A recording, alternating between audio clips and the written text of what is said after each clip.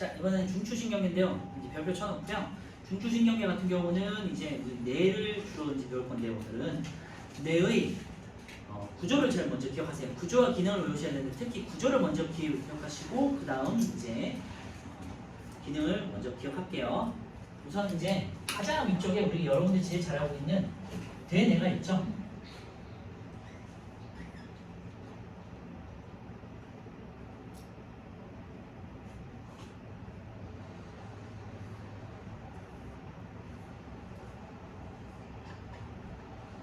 자, 가장 위쪽에 우리 대뇌가 있고요. 그 다음에 중간에 있어서 중간뇌,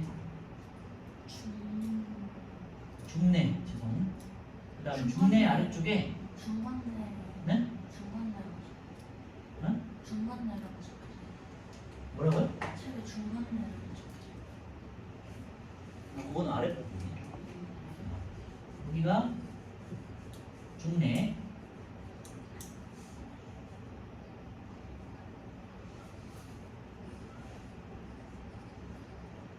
여기가 가운데가 이제 중간뇌, 튀어나온 데가 뇌교, 여기 아랫부분이 이제 연수인데요. 뇌교는 몰라도 되고요. 그 다음에 이제 아래쪽에 이제 쭉 줄기로 이어진 부분이 이제 척수예요.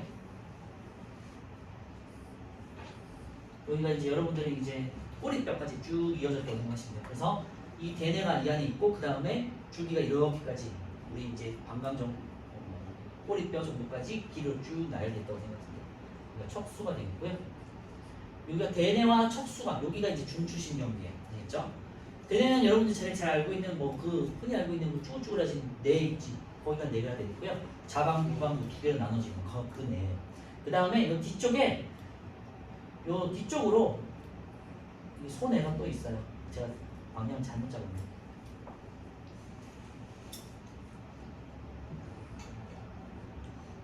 이렇게 동그랗게 소뇌가 있고요. 그 다음에 다시 중뇌, 중간뇌, 뇌교, 그 다음에 연수.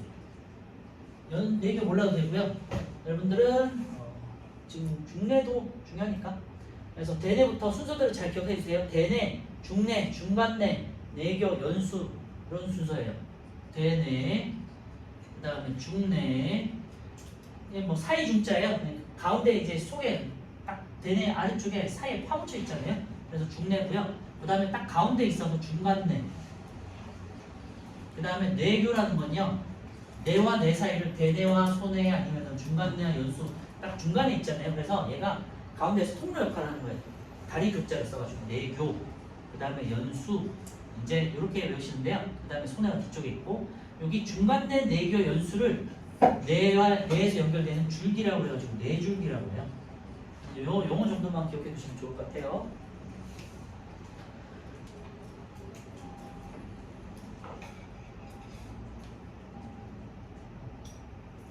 네, 이제 대뇌부터 볼게요. 좌우 두 개 방구로 나눠져 있고 좌방구, 우방구 이런 말 들어봤죠? 그 다음에 자극을 느끼고 판단해서 적절한 신호를 보내서 몸의 감각과 운동 조절을 담당한다. 여기다가 밑줄해 놓으시고요. 여러분들 뭐 공부와 관련된 것들 있잖아요. 의식적인 내용, 그리고 공부, 학습, 연산, 그 다음에 생각, 판단 이런 것들 있죠. 가장 중요한 내용들이 담당하는 것들이 중요한 기억 역할을 담당하는 것들이 대뇌가 되겠죠. 그래서 밑에 보시면 기억, 추리, 학습, 감정 등등등 있죠. 정신 활동을 담당한다. 여러분들이 생각하는 이 것들이 생각하고 명령을 내리는 게 주로 이제 대뇌에서 이루어진다고 생각하시면 돼요. 자, 이제 중간뇌를 볼게요. 중간뇌는요.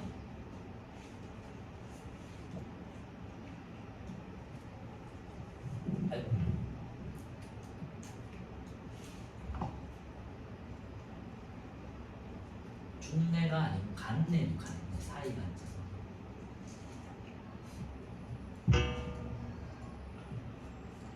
간뇌, 중간뇌. 제가 졸려가지고. 자, 그래서 중간뇌 볼게요. 중간뇌 죄송해요. 오른쪽에 간뇌에다가 별표 쳐놓으세요. 간뇌는요, 우리 뒤에 가서 이제 할 이제 호르몬과 그 다음에 항상성, 그 다음에 아까 전에 우리 했던 교감신경 있잖아요. 교감신경 부경을 만든 자율신경을 담당하는 곳이에요. 그래서 체온과 체액의 농도를 등 이제 몸속의 상태를 일정하게 유지한다고 되는데요. 몸속에 있는 상태를 항상 일정하게 유지시키는 걸 항상성이라고 하거든요. 예를 들면 뭐 체온 조절, 그 다음에 체액 조절, 그러니까 물 농도죠. 체액 조절. 그 다음에 온도. 그 다음에 혈당 농도. 몸속에 있는 포도당의 농도. 이렇게 크게 세 가지를 우리가 항상성이라고 하는데요. 체온 조절, 그 다음에 체액이나 삼투압 조절, 그 다음에 이제 혈당 조절. 세 가지를 담당하는 곳이 이제 간내예요. 그래서 항상성을 조절하고 자율신경이라든지 호르몬 같은 것들을 분비를 조절하는 가장 중요한 역할을 하는 곳이 간내. 그래서 간내에다가 꼭 별표 쳐놓고 기억하시고요. 체온 농도 등의 몸속 상태를 일정하게 유지한다. 항상성 조절 이렇게 옆에서 써놓으시면 좋을 것 같아요. 항상성 조절. 뒤에 가면 이제 항상성을 나올 텐데요. 그거를 조절하는 것이 간내다. 그리고 간내는요 크게 두 가지로 나눠지는데요. 요 가운 윗부분을 시상이라고 하고요. 아랫부분은 시상하부라고 해요. 시상에 있는 아랫부분이라서 시상하부라고 하고 간내의 시상하부 쪽으로 해서 이렇게 작은 돌기가 나와 있거든요. 이게 이제 내하수체라는 곳이에요. 내하수체가라는 작은 주머니가 이렇게 나와 있어가지고 여기서 여러 가지 호르몬들을 분비해요. 그래서 내하수체는 또 두 개로 나눠지는데 전역, 후역. 그래서 각각 역할이 다른데 뒤에 가서 호르몬한테 보도록 하고요. 그래서 내하수체라는 게 여기 시상하부에 연결돼 있다. 시상하부는 간내에 속한 부분이다. 정도를 기억하시면 뒤에 갈 때 호르몬 할 때 내하수체가 언급되니까 다시 말씀드릴게요. 자 그리고요 이제 왼쪽에 다시 두 번째 보시면 중간내. 중간내 굉장히 중요한데요. 눈의 움직임, 그러니까 안구 운동과 동공 홍채 변화 조절 있죠. 여기다 밑줄에 넣으세요. 그러니까 눈과 관련된 것들은 중간내에서 담당을 해요. 그래서 안구 운동의 중추가 되겠고요. 밑에다가 써놓으세요. 안구 운동의 중추. 중간내는요 안구 운동의 중추. 그리고요 동공반사 요거를 꼭 기억해 두세요. 동공반사는요 우리 앞에서 눈과 관련된 거 배우면서 동공반사에서 동공을 했었잖아요. 동공 크기 조절, 그치? 동공으로 뭘 조절하죠? 빛의 양을 조절하는 거잖아, 그치? 우리가 빛의 양을 조절하는 건요 내 맘대로 조절하는 게 아니라 내 의지대로 대뇌가 명령을 내려서 조절하는 게 아니라 저절로 이루어지는 거거든요. 그거를 담당하는 게 중간내. 예를 들면은 밝은 곳에 갔어. 그럼 홍채가 넓어지면서 동공 크기를 작아주잖아. 작게 해주잖아요. 줄여주잖아. 그거를 담당하는 게 중간내라고. 지가 알아서 한다고. 그리고 어두운 곳에 갔잖아요. 그러면 동공이 커져야 되잖아요. 홍채가 이제 수축되고 작아지면서 이제 동공이 크기가 커져야 되죠. 요거를 동공반사라고 하는데요. 대뇌를 거치지 않기 때문에 무조건 반사라고 해요. 뒤에 가면은 바로 뒷장에 이제 무조건 반사들이 나올 거거든요. 그래서 무조건 반사가 3개가 있는데 첫 번째가 동공반사예요. 기억해 주세요. 그래서 무조건 반사라는 거는 대뇌의 명령 없이 무의식적으로 이루어지는 걸 말해요. 무조건 반사. 그래서 무조건 제가 여기 번호를 써놓을게요. 동공반사. 자, 그 다음에 이제 가장 중요한 곳이 연수예요. 물론 이제 다 중요하죠. 다 중요하고 대뇌도 중요하고 간뇌도 중요하고 사람 입장에서는 대뇌가 가장 중요하겠죠. 그런데 우리가 공부하는 입장에서는 연수가 가장 중요해요. 그래서 연수에다가 별표 쳐놓고요. 이거는 우리가 생명활동의 중추예요. 아까 전에 중간내는 안구운동의 중추라고 그랬잖아요. 눈과 관련된 거 그렇지? 근데 연수는요 생명활동의 중추예요. 그래서 여기다가 생명활동의 중추라고 써놓고요. 생명활동이란 게 뭐냐? 숨쉬고 그 다음에 소화하고 심장 뛰고 이런 것들 말하는 거예요. 그래서 생명활동이라는 건요 소화, 심장, 호흡 을 말해요.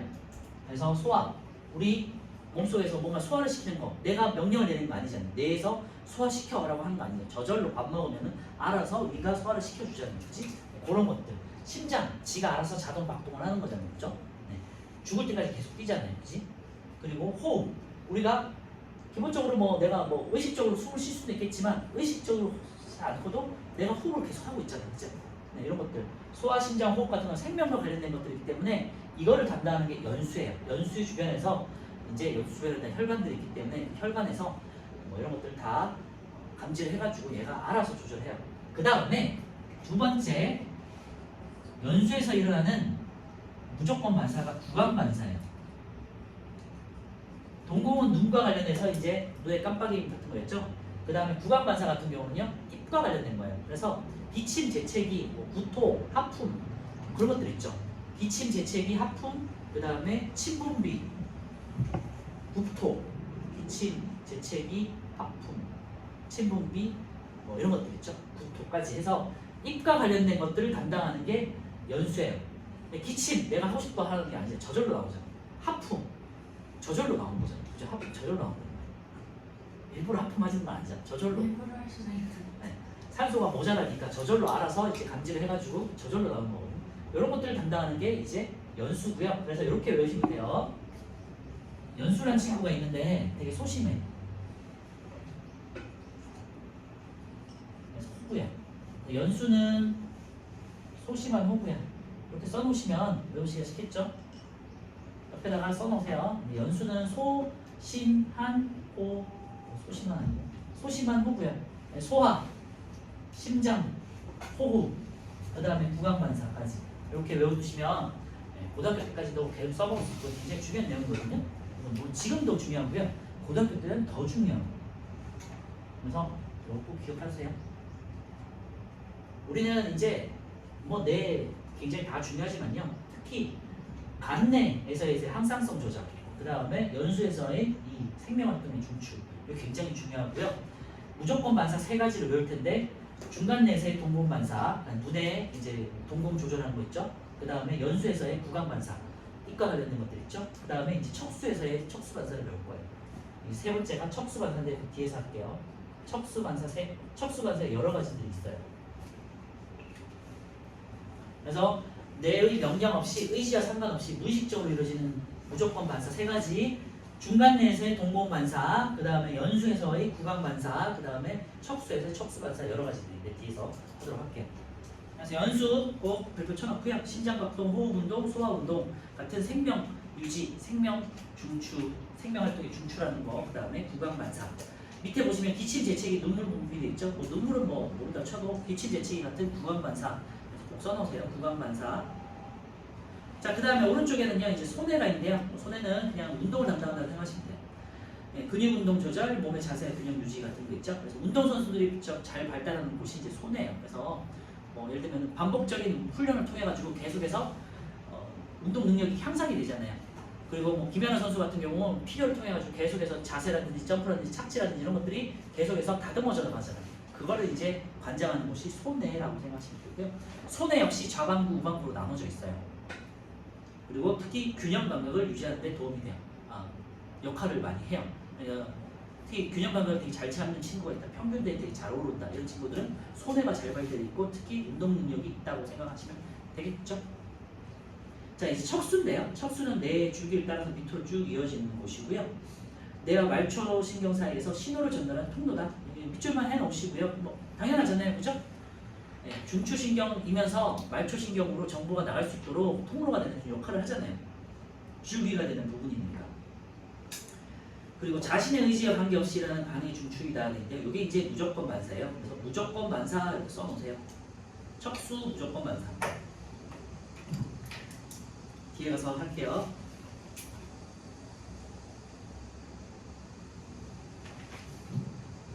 그리고요, 척수 안에는 우리가 이제 중에서 척수를 기준으로 척수는요 보통 이제 우리 척추뼈 안에서 등을 따라서 이렇게 쭉 있다고 그랬잖아요. 그래서 앞쪽에는요 운동신경이 있고요. 그러니까 등 배 쪽 앞쪽에는 운동신경이 있고 뒤쪽에는 좀 아무래도 감각 정보가 더 중요하잖아요. 감각 정보가 끊기면 큰일 나니까. 그래서 등 쪽에 있어요. 그래서 뒤쪽에 있다는 걸로 하고 있어요. 앞쪽에 배 쪽에는 운동신경이 있고요. 뒤쪽 등 쪽에는 그래서 감각신경이 있어요. 그래서 이렇게 써놓으세요. 척수 옆에다가 배 쪽에는 운동신경 여기다 쓸게요. 척수는 배 쪽은요. 배 쪽이 앞쪽이라는 뜻이에요. 우리 배. 그래서 운동신경이 있고요. 등 쪽으로 뒤쪽으로 감각신경들이 있어요.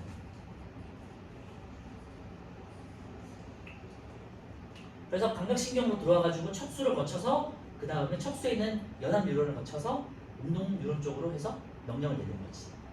그렇죠? 네, 요렇게가 이제 중추신경계에 대한 구조와 기능이 되겠고요. 요거를 다 기억하셔야 되는데 오늘 시험이 볼 거잖아요. 그래서 제가 요 시간 1분 정도 드릴 테니까 한번 잘 기억해 보세요.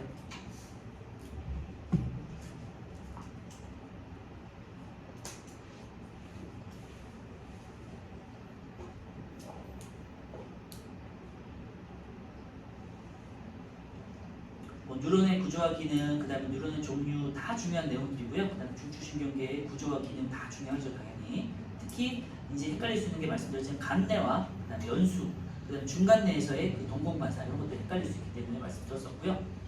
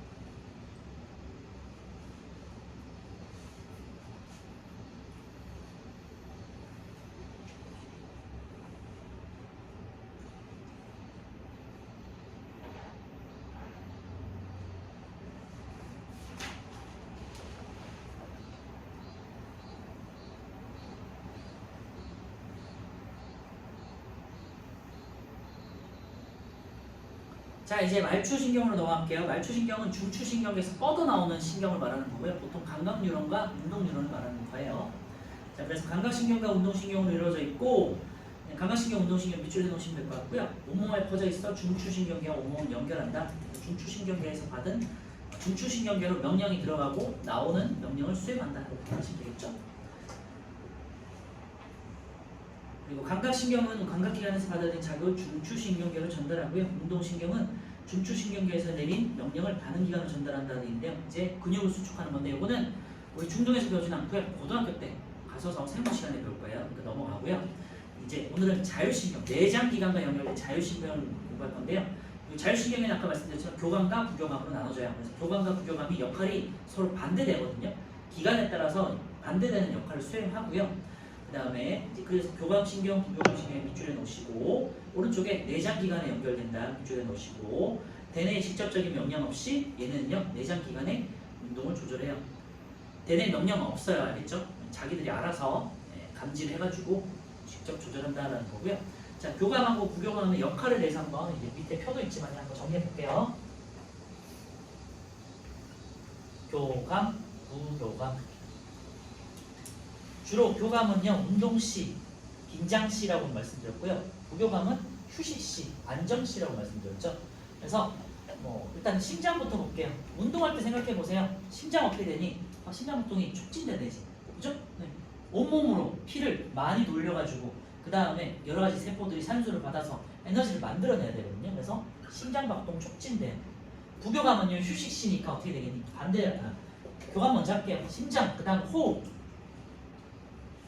호흡 어떻게 돼요? 운동하고 있으니까 호흡이 숨을 많이 쉬어야겠죠. 그죠? 왜냐면 산소를 많이 들여 마셔야 되니까.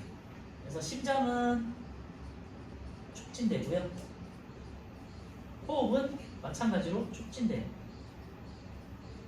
그 다음에 이제 심장은 호흡 촉진되지만 반대로 소화를 생각해 보세요.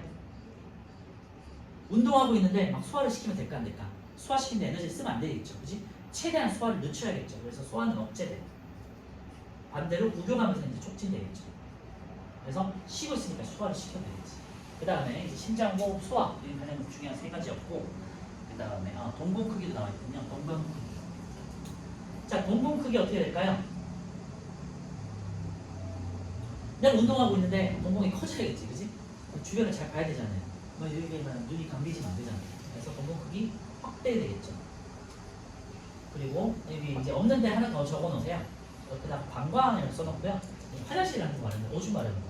운동하고 있는데 오줌 마르면 안 되잖아, 그지? 방광은요, 요거는 이완돼야 돼요. 확장 혹은 이완. 커진다는 소리야. 방광이 이렇게 커지면서 오줌을 저장을 시켜내. 방광이 오줌을 저장하는 기관이거든요. 그러니까 저장만 하는 곳이야. 그런데 운동하고 있는데 갑자기 얘가 수축돼가지고 오줌이 나오면 안 되잖아요, 그지? 그래서 운동하고 있을 때는요, 확장 혹은 이완이 되면서 오줌을 저장하는 역할을 해요. 여기까지. 그 다음에 그럼 부교감은 반대예요. 쉬고 있어. 그러면 심장은 좀 천천히 떠도 되죠. 그래서 억제. 그 다음에 호흡은요, 천천히 숨 쉬어도 되죠. 억제. 아까 말씀드렸지만 소화는 이제 촉진되는 거고요. 동공 크기는 이제 축소되겠죠. 축소 척수 혹은 수축이 되겠죠. 그 다음에 방광은 이제 수축되겠죠. 그러면서 이제 화장실 가도 돼라고 하겠지. 그래서 이렇게 다 외울 수는 없고요. 하나 정도 교감 가지고 하나 정도 외우시되 교감은 운동대를 한번 생각해 보시면 되겠죠. 심장박도 빨라져야 되고 호흡 빨라져야 되고 소화는 억제돼야 되고 동공은 커져야 되고 방광은 이제 커져야 되고 오줌볼을 늘린다 이렇게 생각하시면 되겠죠. 그럼 반대는 부교감. 이렇게 서로 간에 교감과 부교감은 기간에 따라서 반대되는 역할을 해요. 아시겠죠? 이게 이제 자율신경이 하는 역할이고요. 내장기관을 조절한다.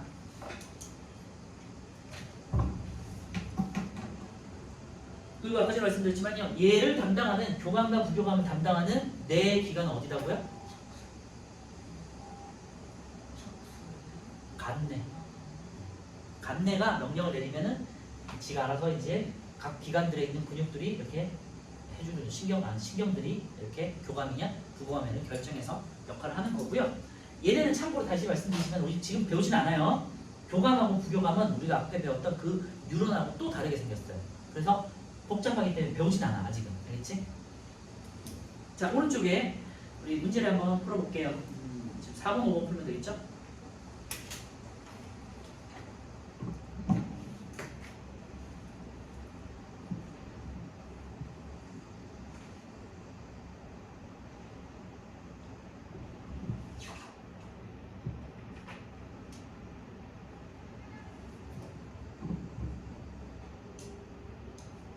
대뇌나 손해는 우리가 충분히 알고 있는 내용들이니까 이제 중간내, 연수, 간내 이 3개 정도를 외우시면 되겠죠.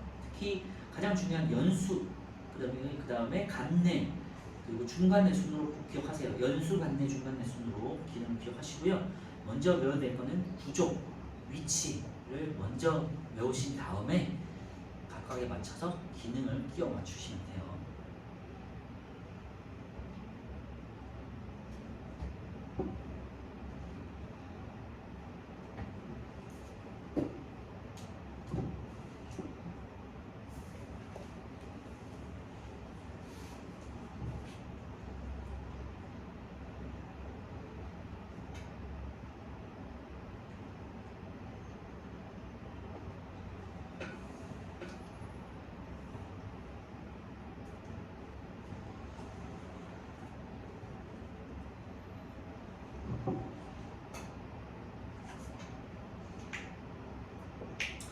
자, 4번에 A는요, 대뇌가 되겠고요. B는 간뇌, 그 다음에 C는 중간뇌, D는 연수고요.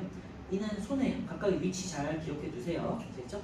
자, A는요, 대뇌고 기억, 학습 등의 정신활동을 담당한다. 기억이 되겠고요. B는 간뇌가 되겠고, 체온, 체액 농도 등의 항상성을 유지시키는 곳이다. 항상성을 조절하는 곳이고요. 그 다음에 C는요, 그리고 간뇌는 또 자율신경을 조절해요. 자, C는 중간뇌가 되겠고 안구운동의 중추가 되겠고 동공반사라고 그랬죠. 그래서 디귿이고요. D는요 연수가 되겠고 생명활동의 중추 소심한 호구 기억하자고 그랬죠. 소심한 호구 연수는 소심해 그리고 호구야 구강반사를 한다고 그랬죠. 그 다음에 E는요 손해고 운동 담당이죠. 근육운동 조절과 몸의 균형 유지. 5번은 말초신경이고요. 척수는 중추신경 계속하죠. X. 부교감신경은 심장박동을 억제하죠. X. 감각신경과 운동신경으로 이루어져 있다. O고요. 자율신경은 대뇌 명령을 받아서 내장기관의 운동을 조절한다. 아니고 X죠. 대뇌 명령을 받지 않아요. 감내의 조절을 받아서 감내에서 명령을 받아서 조절이 된다. 이렇게 보시면 되고요. 자, 넘겨주시고요. 자극에 따른 반응의 경로가 있는데 크게 두 가지로 또 나눌 수 있어요. 의식적인 반응, 이건 대뇌를 거치는 거고요. 무조건 반사는 대뇌를 거치지 않는 척수, 예를 들면 중간뇌, 연수, 척수를 거치는 거예요. 그래서 의식적 반응 옆에는 대뇌를 쓰시고요. 그리고 무조건 반사 옆에는 대뇌 X라고 써놓으시면 되겠죠.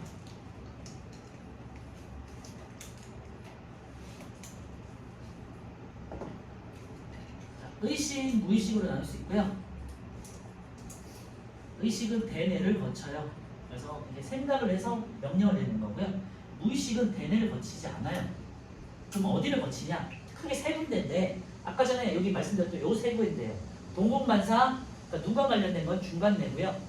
구강반사, 이과 관련된 거는 연수고요. 나머지는 다 척수예요. 그래서 중간뇌, 연수, 척수 이 세 군데 중에 하나를 거치는 거예요.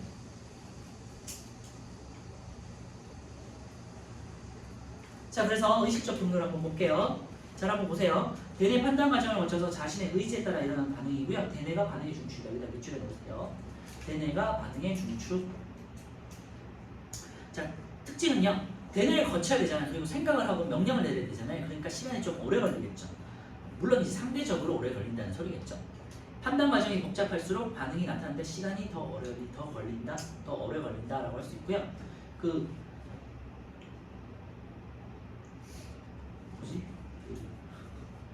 선택 장애 있는 친구들 있잖아요.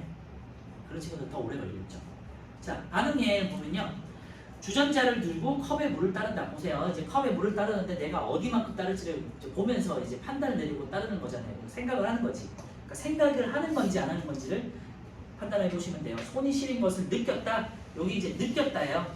손이 시린 것을 느꼈잖아. 그러니까 아, 내가 장갑을 껴야겠다고 생각을 하죠. 느끼고 생각해서 장갑을 끼는 거지. 그치? 그러니까 의식적인 반응이 되겠죠. 세 번째, 날아오는 공을 보고 이제 눈으로 공을 보고요. 아, 내 공이 지금 내가 빠따를 휘둘러서 칠 수 있겠지 하고 딱 휘두르는 거. 생각이 들어가는 거잖아요. 그리고 이런 것들도 있겠죠. 신호등을 보고 그 다음에 길 건널목을 건넌다라든지 출발 신호를 듣고 그 다음에 앞으로 달려나간다든지 이런 것들 다 내가 생각을 하고 하는 거죠. 그죠? 이런 게 이제 의식적 반응이고요. 반응 경로를 한번 보세요. 자, 시각신경 이제 눈으로 통해 가지고 자극이 들어왔죠. 제일 위에. 그 다음에 대뇌에서 명령을 내리겠죠. 그 다음에 척수를 따라 가지고요. 아래쪽에 척수를 따라 가지고 이제 운동신경 쪽으로 가서 팔을 이렇게 팔을 이용해 가지고 물을 이제 주전자로 따르게끔 명령을 내리는 거죠. 그래서 감각 정보로도 여기서는 이제 시각이에요. 감각 정보로 들어와서 대뇌를 거친 다음에 척수를 거쳐서 운동신경으로 빠져나간다. 아시겠죠? 그래서 자극, 감각기관 여기서는 눈이 되겠고요. 감각신경 여기서는 시각신경이 되겠죠. 그 다음에 대뇌를 거쳐서 물론 이제 척수와 대뇌를 거치겠죠. 아, 여기서는 지금 척수를 안 거치겠네요. 대뇌를 거칩니다. 대뇌 다음에 척수, 그 다음에 운동신경, 반응기관, 발의 근육, 그 다음에 반응이고요. 지금은 우리가 몸 감각 정보가 눈에서 들어오는 거기 때문에 척수를 안 거치지만요. 만약에 내가 뭔가 압력 같은 거 찔렸을 때 손을 떼는 거 있잖아요. 그런 거 판단하고 뗄 때 뾰족한 걸 딱 느끼고 뗄 때는 척수를 거치고 그 다음에 대뇌를 거친 다음에 척수를 거쳐요. 잘 기억해 주시고 오른쪽에 있으니까 이따 보도록 하고요. 자, 그 다음에 무조건 반사 볼게요. 대뇌를 거치지 않고 뭐 척수, 중간뇌, 연수 같은 것들을 거친다고 했을 때 주로 이제 척수를 거칠 거고요. 대뇌 판단 과정을 거치지 않고 여기다 밑줄하세요. 자신의 의지와 관계없이 여기다가 밑줄을 놓으세요. 척수, 연수, 중간뇌가 반응의 중추이다. 여기다 밑줄하시고요. 얘네는 대뇌가 생각을 하지 않잖아요. 판단을 내리지 않기 때문에 매우 빠르게 일어나겠죠. 밑줄을 안에서 해놓으세요. 그래서 몸을 보호하는데 중요한 역할을 한다. 여기다 밑줄하세요. 요거는 이제 그래서 우리 생존과 관련된 거라고 생각하시면 되고요. 인간이 진화하면서 생존에 혹은 위협에 대처하기 위해서 이제 반응에 대뇌를 거치지 않는 쪽으로 진화했다고 생각하시면 돼요. 그래서 대뇌를 거치지 않기 때문에 매우 빠르게 일어난다. 그러니까 어떤 것들이 있느냐? 척수 반사 볼게요. 척수 반사가 되게 많아요. 뜨겁고 날카로운 물체가 몸에 닿았을 때 몸을 움츠린다 됐죠? 보면 우리가 뭔가 무서운 게 왔을 때 몸을 움츠리게 되잖아요. 그치? 그 다음에 뭔가가 두려워. 그러면 움츠리게 되잖아요. 아니면 뜨겁거나 날카로울 때 주로 이제 안쪽으로 몸이 굳잖아요. 그런 거를 회피 반사라고 해요. 회피 반사 혹은 움츠림 반사라고 해요. 몸이 움츠린다고 해서. 그래서 척수 반사에는요, 움츠림 반사가 있고요.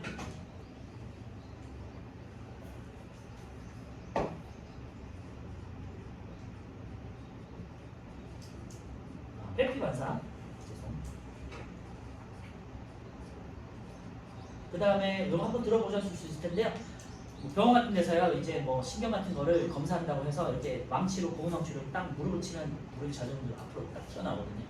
내가 생각해서 하는 게 아니라 딱 치면 튀어나와요. 그게 이제 무릎 반사, 척수 반사고요. 그 다음에 이제 우리 여러분들 화장실 가고 싶은 거 있죠. 배변 배뇨 반사.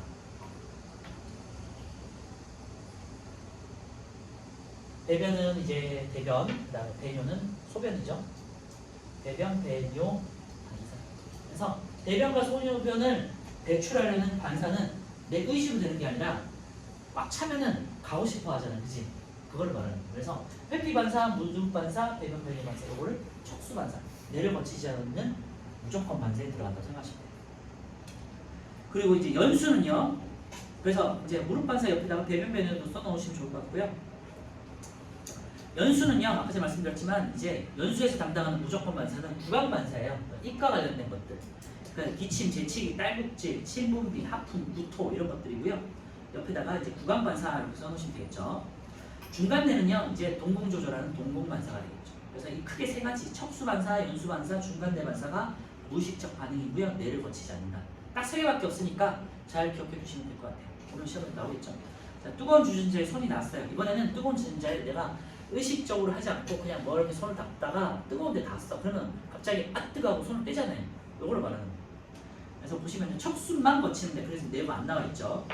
자, 위쪽이 지금 위에 있는 부분이 요것도 이제 팁인데요. 척수는요 이렇게 생겼어요. 위쪽이 약간 주름지게 생겼고요. 그러니까 뒤쪽이 주름지게 생겼고요. 요 앞쪽이 이렇게 움푹 들어가 있어요. 그래서 그림만 보고도 여러분 알 수 있으면 되게 좋아요.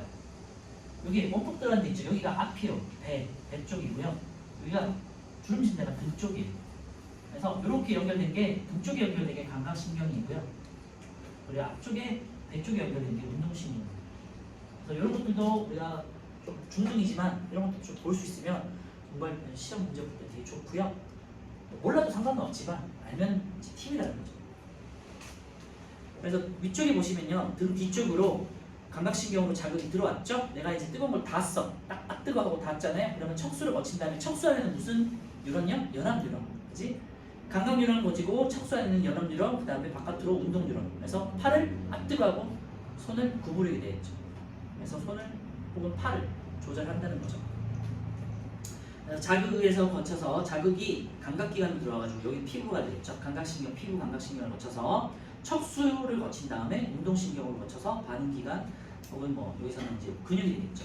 움직이기 위해서 반응을 하게 된다는 거죠. 그래서 감각신경, 연합뉴런, 큰 틀에서는 감각뉴런, 그 다음에 연합뉴런, 운동뉴런인 거고요. 네, 상세하게 보면은 이제 대뇌를 거치지 않고 척수만 거쳤다라는 걸 이제 확인할 수 있는 거죠. 자, 오른쪽이 이제 반응 경로 비교인데요. 앞정을 밟았을 때 자신도 모르게 발을 든다 되겠죠. 앞정을 밟았어요. 그리고 자신도 모르게라고 했잖아요. 생각을 하지 않는 거지. 그러니까 감각 정보로 들어와서 척수를 거친 다음에 바로 운동 정보로 나가겠죠. 그래서 A, G, E가 되겠죠. 이렇게 반응 경로 찾는 게 생각보다 좀 어려워요. 헷갈릴 수 있고 참고해 주시고 오늘 뭐 당연히 이제 나올 텐데 틀릴 수 있으니까 참고만 해주시고요. 이제 몇 번 보다 보면 익숙해질 거니까 그냥 공부라고 생각하세요. 틀리더라도. 자, 공을 봐요. 그러면 눈이죠. 그러니까 대뇌 쪽에서 일어나는 형이 대뇌 앞쪽에서 일어나는 거겠죠. 그러니까 E가 되겠고요. 그 다음에 공을 보고 E가 아니라 F군요. F로 눈을 보고요. 원하는 방향 찬다. 이건 대뇌를 거치는 거잖아. 그러니까 F 그 다음에 뇌를 거치죠. 그다음에 C 그 다음에 이제 척수 쪽으로 가가지고 반응 기간을 운동을 조절해야겠죠. 운동 기간을 조절해야겠죠. 그러니까 D, E가 되겠지. F, C, D, E. 눈을 감아요. 그리고 더듬어요. 더듬는다는 거는 내가 생각한다는 거예요. 그죠? 그래서 책상 위에 연필을 집어든다죠. 그래서 더듬는 거는 일단은 더듬는 건 손으로 이루어지는 거니까 지금 뇌 아래쪽이니까 A가 되겠죠. A로 감각적으로 들어왔죠. 그 다음에 B를 통해 가지고 C를 거치겠죠. C를 거친 다음에 D에서 이제 내려와 가지고 다시 이제 손으로 E가 되겠죠.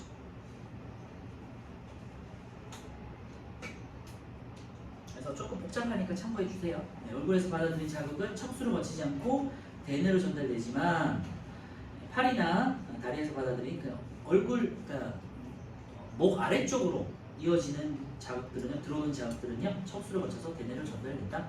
이렇게 해주시면 될 것 같고요. 자, 그래서 말초신경까지 해서 이제 마무리가 됐고요. 오른쪽에 있는 6번, 7번 한번 풀어볼게요.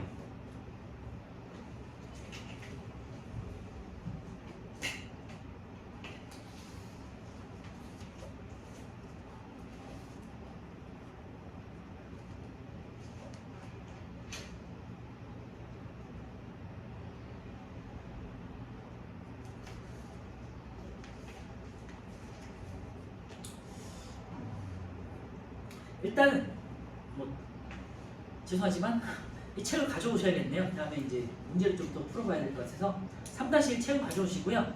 3-2는 제가 프린트로 가져올 테니까 희망자에 한해서 가져오실 분들은 가져오시고 프린트를 제가 준비는 할게요. 그렇게 할게요. 알겠죠?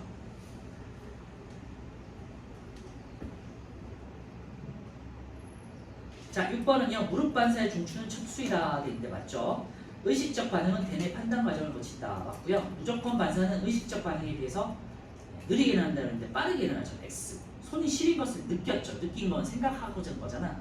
그리고 장갑을 끼잖아요. 의식적 반응이죠. 뭐가 되겠고요. 무조건 반사는 대뇌 판단 과정이 오늘 틀렸죠? 네, 의식적 반사가 대뇌 판단 과정이 복잡할수록 반응이 일어나는 시간이 더 걸리는 거죠. 그래서 X. 자, 7번은요. 뜨거운 냄비에 손이 닿았어요. 자신도 모르게 그러니까 생각을 하지 않는 거죠. 그러니까 척수만 거치는 거죠. 그래서 자극, 감각기관, 감각신경, 척수, 운동신경, 반응기가 반응이 되어 있고요. 신호등이 초록불로 바뀐 것을 보고도 길을 건너는 길을 바뀐 것을 보고 길을 건너는 건요. 생각을 하는 거잖아요. 감각기관, 감각신경, 대뇌, 척수, 운동신경, 반응기관, 반응 이렇게 되겠죠. 자, 오늘 간단하게 호르몬 한번 정리는 하고요. 다음 주에 다시 한번 볼게요. 일단 호르몬이라는 건요. 신경은 좀 다르게 호르몬이라는 거는 특정 세포나 기관으로 신호를 전달해서 몸의 기능을 조절하는 물질이 돼 있죠. 일단 밑줄에 놓으시고요. 기능을 이제 조절하는 역할을 하고요. 단백질로 돼 있어요. 그래서 예를 들면은 열이나 이런 거에 좀 약하다라고 생각하시면 되고요. 열 변성에 약하다. 특정 세포나 기관으로 신호를 전달한다는 얘기죠. 특정 세포나 기관은 우리가 표적 세포라고 해요. 표적이 되는 곳. 그리고 만들어지는 것은 내분비샘이에요. 이제 거의 다 비교해야 돼요. 내분비샘에서 만들어져서 혈액으로 분비된다.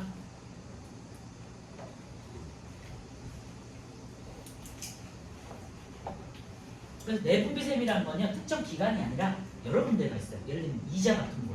이자라는 기관 안에 내분비샘이라는 게 있고요.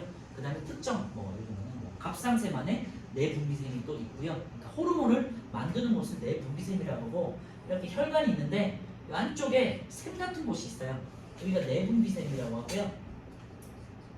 호르몬을 만들고 이제 나머지 부분은 영양세포로 이렇게 이루어진 샘이 있어요. 그러니까 호르몬을 만드는 곳이라고 생각하시면 돼요. 혈관과 동떨어져서 우물처럼 생겨서 내분비샘이라고 해요.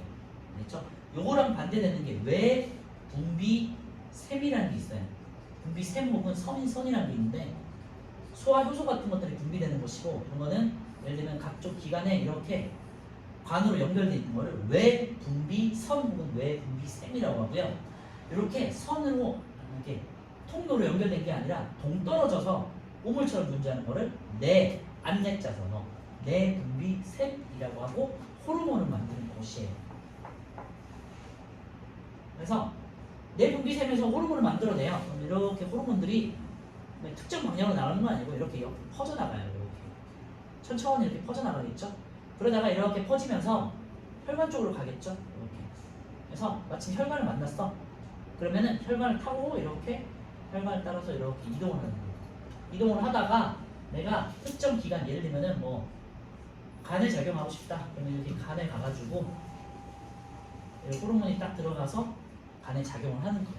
그래서 호르몬은요 내분비샘에서 생성되고 혈관을 타고 이동한다. 이렇게 정리해 주세요. 그리고 표적세포에서 호적세포 혹은 표적기관에서 작용한다. 그래서 호르몬마다 작용하는 기관이 다 다른 거예요. 아시겠죠? 그래서 내분비샘에서 만들어진 혈액으로 분비되어 혈관을 탄다. 네, 여기다 밑줄에 놓으시고요. 두 번째, 표적세포나 표적기관에 작용한다. 그래서 적은 양으로도 큰 효과를 나타낸다. 여기다가 밑줄에 하세요. 적은 양으로도 큰 효과를 나타낼 수 있어요. 세 번째는요, 호르몬의 분비량이 너무 많거나 적으면 몸에 이상 증상이 나타날 수 있어요. 그래서 호르몬 같은 경우는요, 결핍증 그리고 과다증이 있어요. 그 뒤에 가서 이제 다시 배울 거고요. 다음 주에 할게요. 그래서 너무 적거나 너무 분비량이 많으면 병에 걸릴 수 있다. 여기 이제 결핍증, 과다증이 되겠고요. 네 번째, 호르몬과 신경의 작용 비교를 볼게요. 이것도 굉장히 중요한데요. 호르몬은 전달 배치가 혈액이 되겠고요. 신경은 앞에서 봤지만 우리 세포, 뉴런 세포가 되겠죠. 그리고 신호 전달 속도는요. 호르몬은 혈관을 타고 분비돼서 혈관을 타고 이동해가지고요. 그 다음에 천천히 혈관을 타고 이동한 다음에 표적세포까지 가야 되잖아요. 온몸을 한 바퀴 돌아야 되잖아요. 그러니까 닿는데 시간이 오래 걸리겠죠. 신호 전달 속도가 느려요.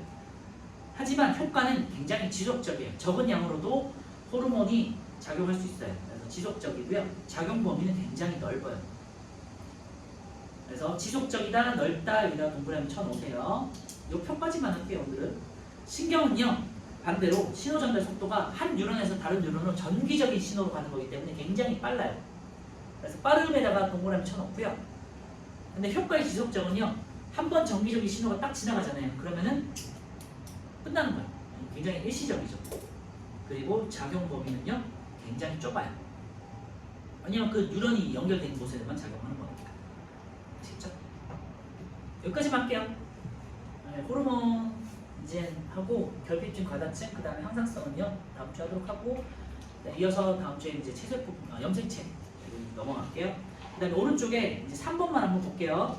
내분비샘과 표적세포가 뭔지만 볼게요. 내분비샘이라는 건 아까 말씀드렸지만 호르몬을 만들어서 분비하는 조직이나 기관이고요. 분비가 따로 없는 곳을 말해요. 아까 제가 말씀드렸지만 혈관에 동떨어져서 호르몬을 만들어내는 곳이고요. 표적세포는 호르몬이 작용하는 세포를 말하는 거예요. 이제 이 호르몬에 이제 표적세포에는 호르몬 수용체들이 있거든요. 수용체에 호르몬이 딱 가가지고 결합을 하면 이제 그 세포가 작용을 하는 거예요. 4번 호르몬의 분비와 작용 보시면 제가 아까 말씀드린 그 그림 있죠? 내분비샘이 혈관에 동떨어져 있다는 거 확인할 수 있고요.